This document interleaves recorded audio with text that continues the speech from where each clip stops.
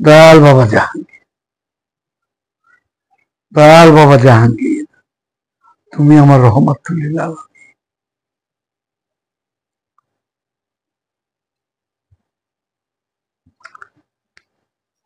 আমি এই যে বারবার এজিদ মুয়াবিয়ার প্রসঙ্গটা টাইনা নিয়ে আসি, আপনি দেখেন এজিদও কিন্তু এজিদের মুরিদরা বলতো আমিরুল মুমিনিন, এবং এখনো অনেকে বলে। মুয়াবিয়ারও বলতো কিন্তু আমিরুল মুমিনিন, তার ভক্তরা বলে। আবার তার ভক্তদের কাছে, এজিদের ভক্তদের কাছে ইমাম হুসাইন বাবা ছিল রাষ্ট্রদ্রোহী। চিন্তা করেন তো,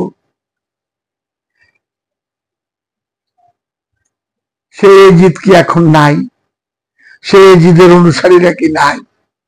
সে মুয়াবিয়ার অনুসারীরা কি নাই? আমরা ওই একজনের ছোট করতে পারলে নিজের বড় মনে হয়, মৌলবীরা এটা করছে, এই মুখে আমরা খালি ফেরেস। একমাত্র আমরা তুলছি দোয়া, এক পীর আরেক পীরের দেখবার পারে না। আল্লাহ বুঝালেন আমরা কিরকম তুলছি দোয়া।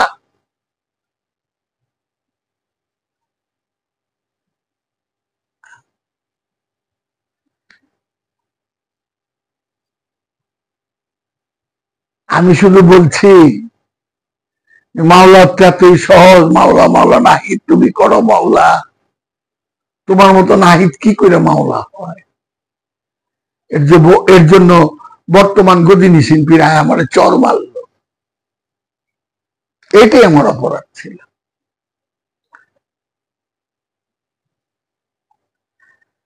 দেখেন তো, এই কথাটা কতবার কইছি। ইমাম হোসেন বাবা গিয়েছে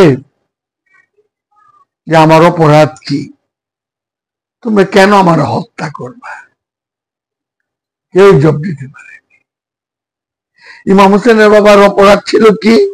সে খলিফা মানেনি,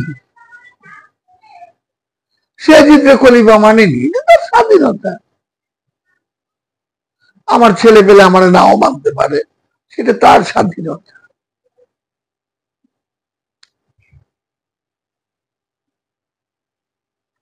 তো আমার মহানবীরে আমার আল্লাহ ডাকতো হে আমার হাবিব। একবারও কিন্তু আমার মহানবীরে আমার আল্লাহ ডাকে নেই হে আমার মুরিদ, হে আমার খলিফা, হে আমার খেলাফত, হে আমার সাধক, এটা ডাকে নেই।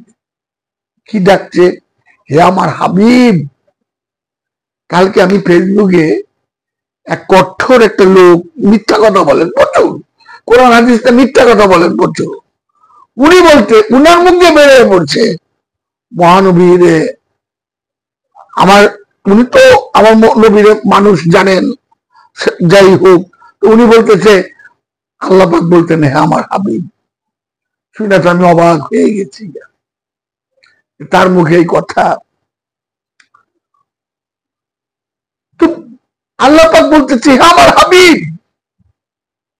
একটাবার একটু লক্ষ্য করেন তো, একটা বলে কি বলছে হে আমার মুরিদ, হে আমার খলিফা, হে আমার খেলাফত, হে আমার সাধক, তো বলেনি।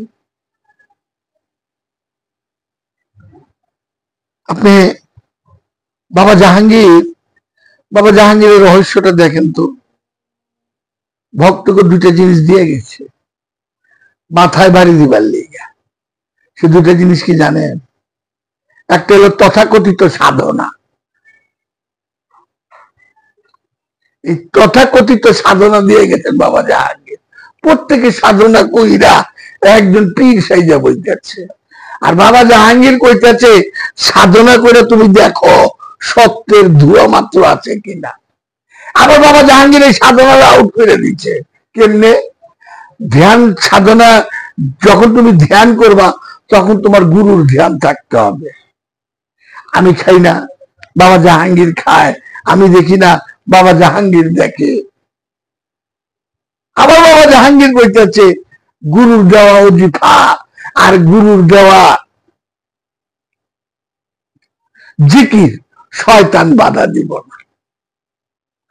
খেয়াল করেন তো, গুরুর দেওয়া ওজিফা এবং গুরুর দেওয়া জিকিরে শয়তান, সারা রাত জিকির করলে শয়তান বাধা দিব না, সারা রাত গান বাজনা করলে শয়তান বাধা দিব না। কিন্তু আমরা ফকিরি লাইনের মূলটাই গান বাজনার জিকির। আর বাবা জাহাঙ্গীর কইতেছে কোন সারা রাত কোন অসুবিধা নেই, শয়তান বাধা দিব না। শয়তান একটা কাজে বাধা দিব, কোনটা? যখনই তুমি তোমার হৃদয়ের মধ্যে তোমার কামেল মুর্শেদকে, কামেল মুর্শেদ বা আল্লাহকে তুমি যখন জিকির করবা, হৃদয়ের ভিতরে যে স্মরণ করবা, এটা তুমি তোমার সাক্ষী কতক্ষণ সেটা তুমি ধরে রাখতে পারবা।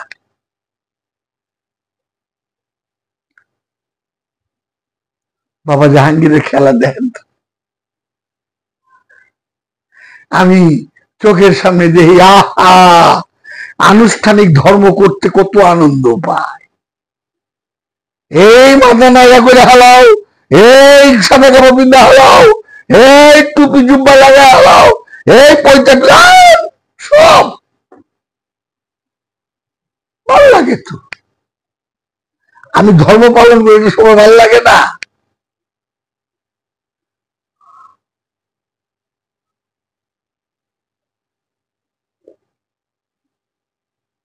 একটা ভার, এই যে জুম্মার নামাজের মধ্যে খুতবা হয়, সে খুতবার মধ্যে প্রত্যেকটা মসজিদের ভিতরে প্রত্যেকটা ইমাম সাহেব যদি এই কথাটা বলতো যে কোরআন বলতেছে 274 বার এতিমের হক মাইরো না, অন্যায় অত্যাচার কইরো না, তুমি কেউ মনে কষ্ট দিও না, কেউ যেন তোমার দ্বারা কষ্ট না পায়। এই চুরি বাটপাটি সব কইমা যেত। কি করে? হ্যাঁ, তো বেহেস্তে পাঠাইয়া দেয়, নাইক বাবা ডলারে বেহেস্ত পাঠাইয়া দিচ্ছে, হ্যাঁ বাবা তুমি বেহেস্তে যাইবা। চিন্তা করেন তো, কোরআন বলতেছে যে এতিম হতে মুখ ফিরিয়ে নিচ্ছে সে ইসলাম থেকেই বাদ, তার নামাজ রোজা হজ যাকাত কোরবানি কোনোটার প্রয়োজন নাই। আর আমি নিজের জিগাই তো আমি এতিম হতে মুখ ফিরেছি কিনা। আমরা পীর সাহেব একটার লোক একটা মিল নাই। আমরা বলে আবার আল্লাহ বলি, সব আল্লাহ বলি এক, আর আমরা বর্তমান পীর সাহেব মধ্যে একটার মধ্যে একটার কোনো মিল নাই। এক পীর আরেক পীরে দেখতে পারে না, এক পীর আরেক পীরের দর্শন নিতে পারে না।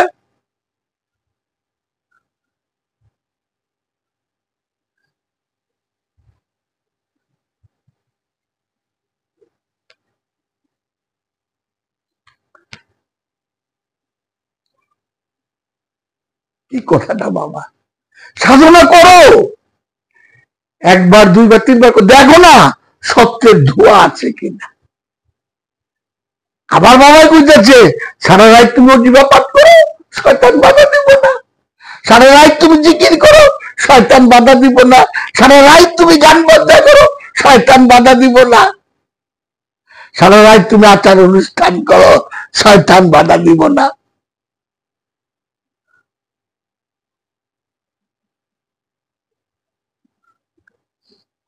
প্রেম কই, যে প্রেমে কিছু পাওয়া যায় না। আজকে বাবার একটা ওয়াজ শুনতেছি কয়দিন ধরে, 3-4 দিন ধরে, 7 থেকে 8 বার বাবা গুরু উচ্চারণ করার আগে বলতেছে কামেল গুরু। কেন বাবা এই বিশেষণটা ব্যবহার করলেন কামেল গুরু? সে তো বলতে পারতেন গুরু, কামেল গুরু কেন বললেন বাবা? একটু গবেষণা করে, একটু আপনাদের কাছে অনেক রিকোয়েস্ট, এই পীর মাস্টার গন্ডা যারা আছেন কোরআনটা গবেষণা করেন।